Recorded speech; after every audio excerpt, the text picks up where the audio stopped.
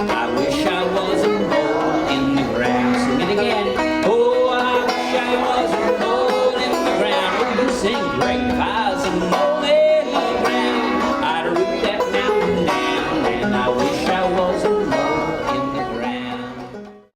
It's always fun to see if we can make up a verse to this song.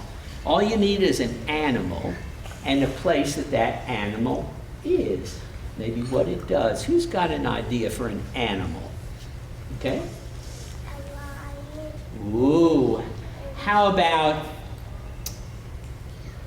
if I was a lion? I wish I was a lion in the den. If I was a lion in the den, what would I do? What would I do if I was a lion in the den? Hunt for food. I'll bring a zebra in. I'd what? I'd bring a zebra in. Bring a zebra in. Well, the lion's got to eat, and that rhymes. He's got a good sense of rhyme. Let's do that one. I say go with that one. I wish I was a lion in the den.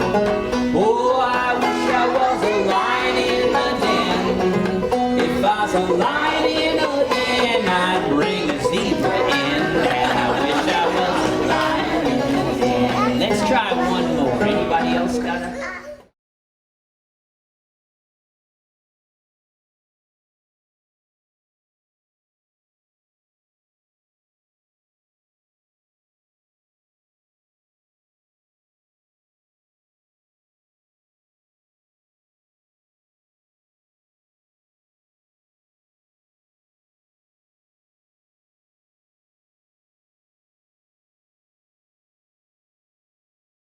One time, Nasudin Hoja was invited to a banquet at the home of the Mukhtar. He was a very important man in the community. Now, the Hoja loved to eat and he loved to talk. And so all day long, as he was working in his garden, he was thinking about the evening ahead of him. And he was so immersed in thinking about this evening and how wonderful it was going to be that he lost track of the time.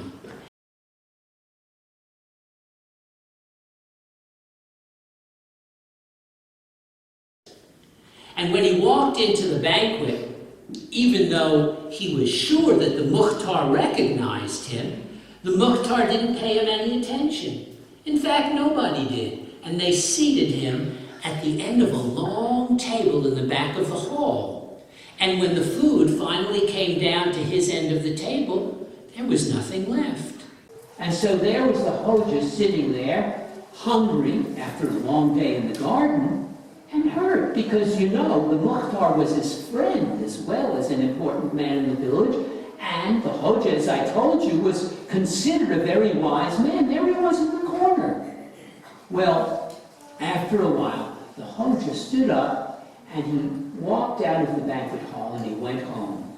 When he got home, he took a bath and he put on his most elegant clothes. He put on a flowing shirt and billowy pants. He put on a beautiful white turban, and on top of it all, his new coat. And then he went back to the banquet. Well, this time, when he got to the banquet, the Mukhtar rose to meet him. And the servant took him and seated him right there beside the Mukhtar in the place of honor. The servants brought him tray after tray of delicious food. And he would take the foods, and people were asking him questions, but as he took the food, he didn't eat it. He started stuffing it into the pockets of his coat. And when he ran out of room in the pockets, he started rubbing it into his shirt.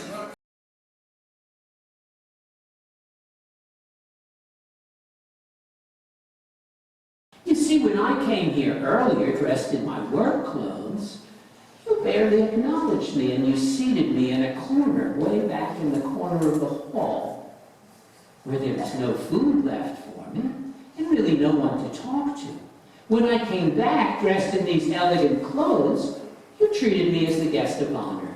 Well, I haven't changed. I'm the same person who came here before. It's only my clothes that have changed. So, it must be my clothes that you're honoring.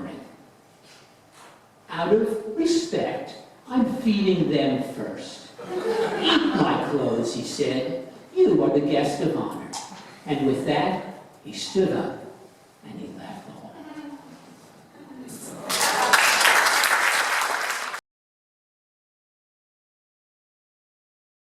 I had a dog and his name was Blue. I had a dog and his name was Blue. I had a dog and his name was Blue. I bet you $5 he's a good dog too. Here, Blue, you good dog, you. Try that with me. Here, Blue, you good dog, you. Well, I shouldered my gun and I tooted my horn. Gonna catch a possum in the new ground corn.